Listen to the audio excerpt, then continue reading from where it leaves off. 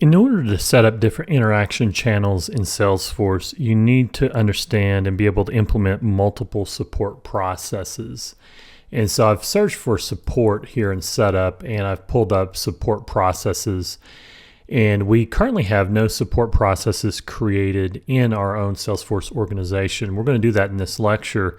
And also I'm going to explain how the different support processes will enable you to enable different page layouts and case record types on different cases. And then as well, these support processes are what dictates the different statuses of cases.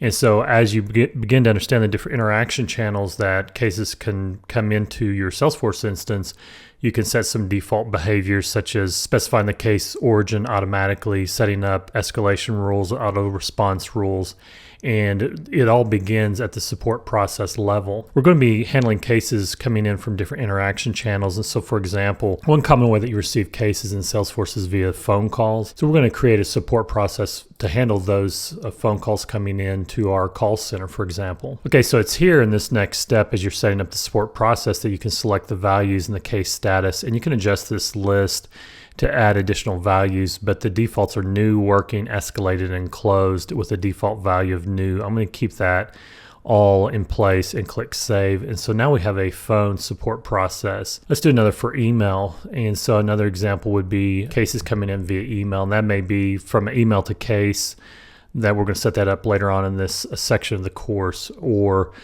someone may have emailed you directly and you want to manually create a case and specify that it came in via email.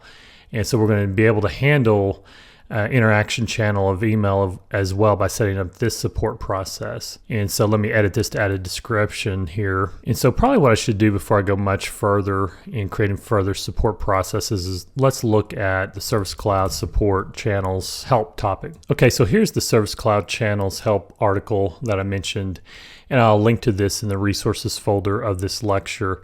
And we've already done a couple of different support processes. We did email and phone, and that would be this link here for call center phones. And so you can create a phone channel to keep in touch with your customers. You can also use OpenCTI to connect your existing phone system to Salesforce, then use the call center to set it all up. And then also, we will get into CTI somewhat later on in this course, but for now, just suffice it to say that we've already set up the support process for a phone channel, and then as well for email to case, we set up an email support process. So now some other ones that we're going to deal with are live agent chat, also web to case, and then snap-ins for web and mobile apps. There's social customer service, and then also through customer collaboration communities. And so let's set up a support process for some of these other ones that were mentioned there in the help article, such as social. And then we're just going to keep all these the default for right now. And then as well, we'll create one for mobile. We'll click save there. So now we've got email, mobile, phone, and social. So we'll create another one, and this will be for web. And this would be things such as web to case, for example. And we'll keep the defaults for that as well. And we'll customize these different status options on the cases for these different support processes. We're going to also need to create record types for these, and we'll be doing some of that in the subsequent lectures as well. The main thing to understand as we start to branch out now from this topic into further lectures is that, for example, in the next lecture, we're going to be talking about the mobile interaction channel. We'll be fleshing this out more.